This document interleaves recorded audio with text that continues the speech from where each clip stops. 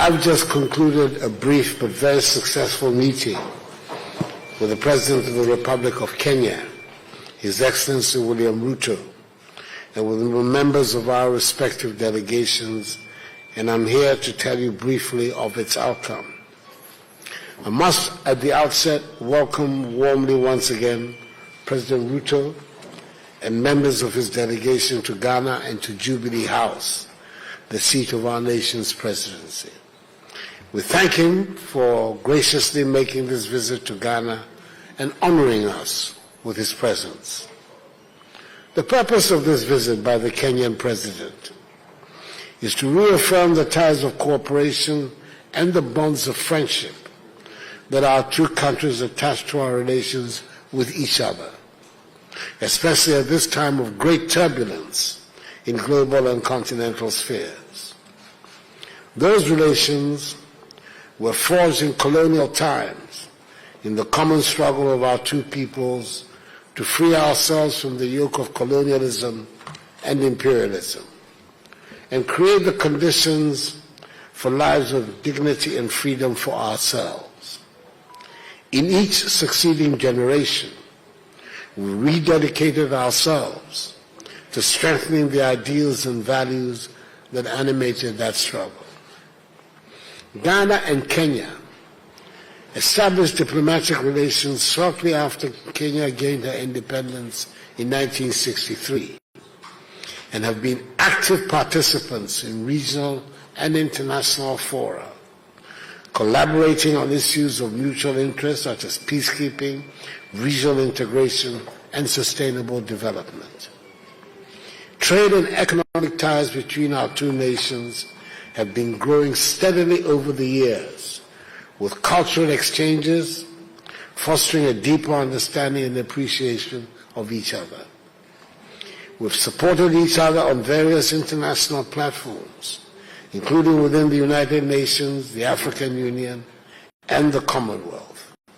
advocating for common positions on issues such as peace and security, climate change, and sustainable development. Overall, these relations have been characterized by mutual respect, cooperation, and a shared commitment to advancing the interests of our respective nations and the African continent as a whole. Ladies and gentlemen, our deliberations centered on driving investment opportunities, domestic and foreign, into our two countries, and touched on the need for enhanced cooperation and partnership in our development efforts. I also used the opportunity of my talks with the President to express the appreciation of the Ghanaian people and their government to the government and people of Kenya for the support we received in our bid to host the Secretariat of the African Continental Free Trade Area Agreement. The importance of the AFCFTA should not be lost on anyone, as its successful operation has the potential to transform the economic circumstances of the continent. Just as the first leaders of our two nations, Kwame Nkrumah and Jomo Kenyatta, were united by their common determination to free our peoples from foreign domination and racist exploitation,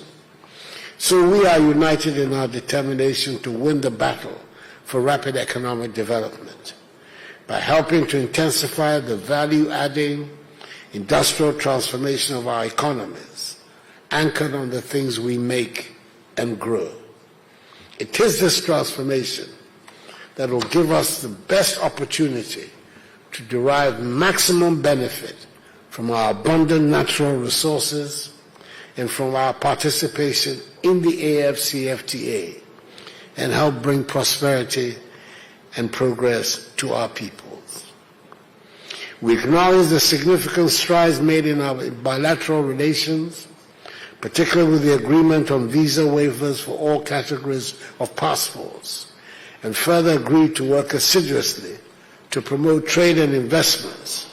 reiterating the shared determination to enhance economic cooperation and explore new avenues for trade cooperation and expansion within the framework of the AFCFTA. Indeed,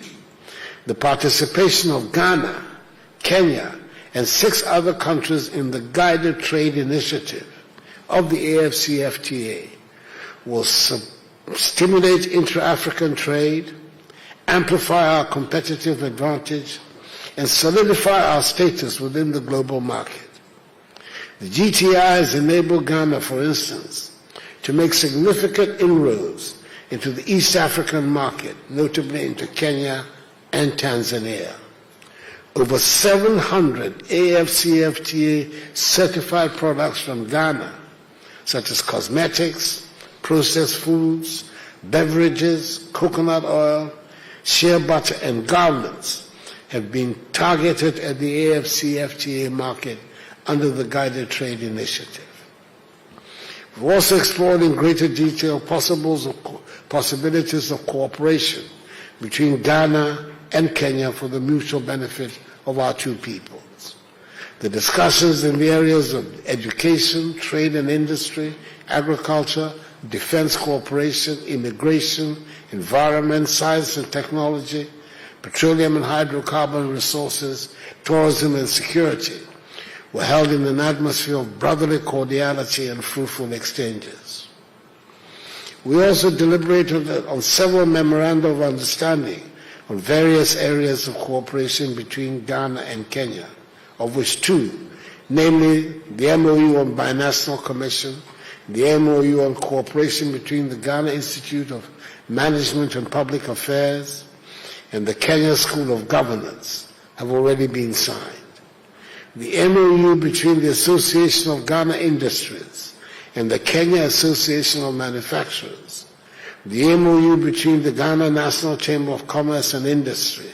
and the Kenya National Chamber of Commerce and Industry, and the MOU between the Ghana Investment Promotion Center and the Kenya Investment Authority are to be signed later today at the Business Forum. We express the hope that the implementation of these MOUs would invigorate and spearhead cooperation in various sectors between our two countries. On matters affecting the continent and on global issues, we also agree that current circumstances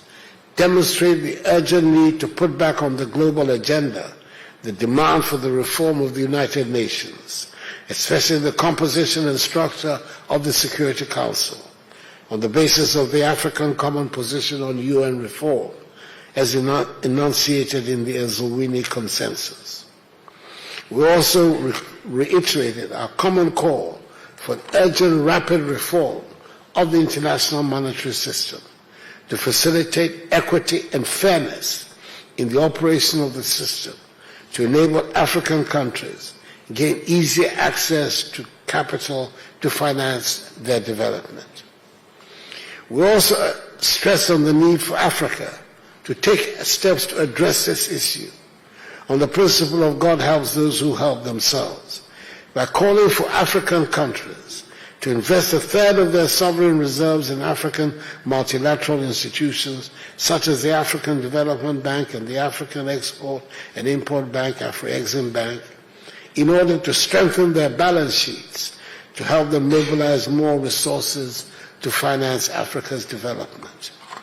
This will be a better use of our resources than to allow them to lie passively in foreign banks, attracting negative interest rates, which is the present situation.